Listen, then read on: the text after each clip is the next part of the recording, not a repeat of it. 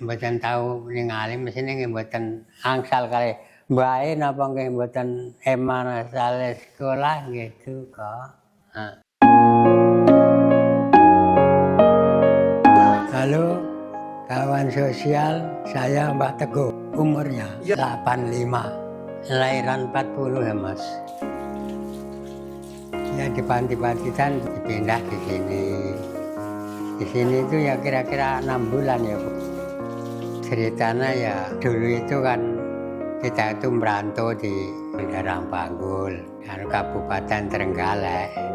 Ada kalau 2 tahun. Suruh pulang yang kita tempati itu bilangnya mau dibangun. Mboten nanggung jawab, IP kula niku.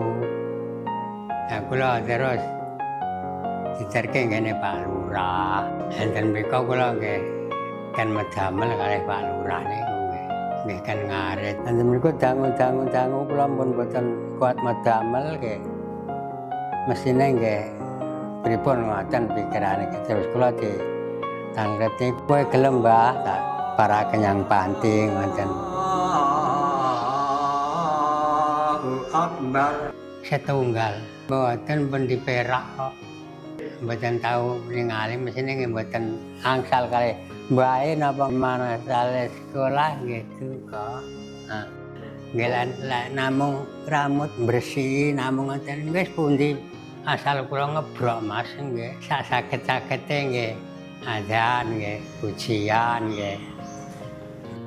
Astagfirullah Rabbal Baroya Astagfirullah minal khotoya. Lah nggih ajeng teng pundi melih mboten remen nggih remen. Nggih nuwun sewu nggih. Sedaya mawon piantun-piantun monggo sami nindakaken kewajiban tiyang niku gesang wonten ngalam donya niku namung sekedhap.